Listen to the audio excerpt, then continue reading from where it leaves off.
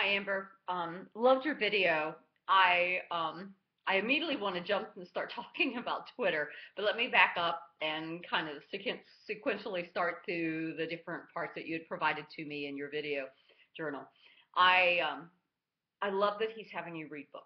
I've read Crucial Conversations. That was one of the books you talked about, and you're right.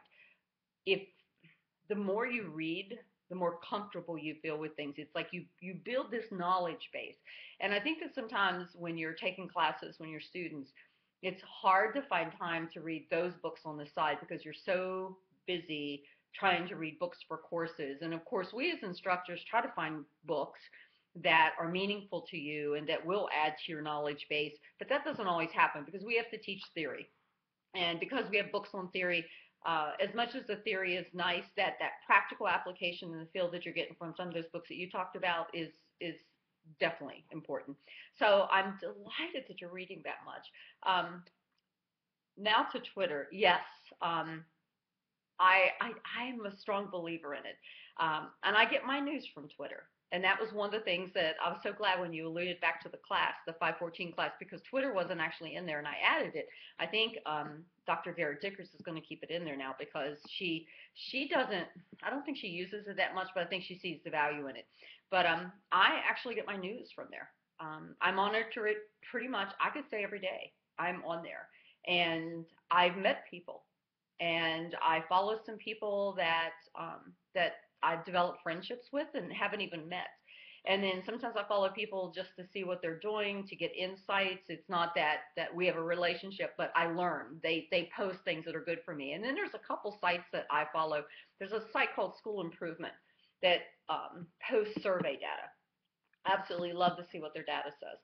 I don't know how reliable it is. I haven't checked it out or anything like that, but it's definitely something that I enjoy watching. It just gives me a new flavor. And then PD. The last thing I wanted to talk about, allude to that you had spoken to was the whole idea of PD. And I'll be honest with you, even now, and it's always been like this for me, if I start getting stagnated, and it just happens to us, I'm not really burnt out. I just get stagnant. It's like I'm doing redundancy, and I'm still doing it well. It's just there's a little spark missing. I sign up for a PD. I go to a session. I go to online training sessions just to see how to be a better teacher. And sometimes I walk away with something very small, or sometimes it reinforces that what I'm doing is good. Like incorporating these videos into this, you may be shocked, but there was another instructor who just didn't see value in it, that really felt that students need to be writing. And my theory was that you've done nothing but write until you got to this point. This is the point where I need to be able to engage with you and interact with you and have very delicate conversations or very time consuming conversations that can't be done on paper.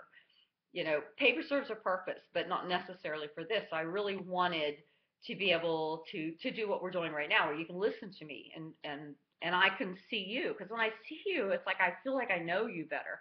I see your mannerisms, and I feel passion or confusion. I feel so much more that I can't pick up off of a sheet of paper. So for that but I had opposition. And I'm probably the only person that's doing all videos. And maybe the rest will switch next year. I'm not sure. Or maybe I'll fly solo for a while. But I think that, these are the things that you have to figure out, that what's going to bring that spark back. This brought a spark back into this class for me, being able to see you guys and talk to you like this. But when I go to PD sessions, I no matter how, even if it's not a great PD session, like I was talking about the online instruction, I might learn one little thing. When I go to PD sessions, it adds a spark. Even if I'm sitting there and I start daydreaming, I might come up with a couple new ideas of things that I want to do. So there's something about going into some professional development or some training or a workshop or consulting or whatever you do that just kind of enlightens you.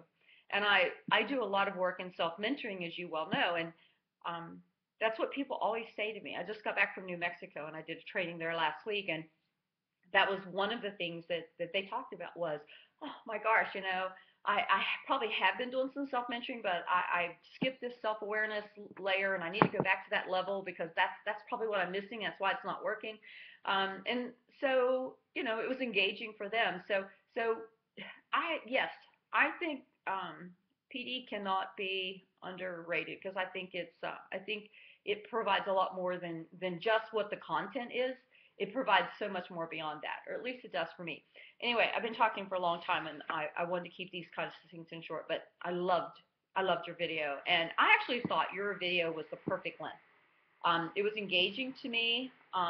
Wasn't too long, wasn't too short. It was very meaningful. So anyway, great job on that. I really appreciated it.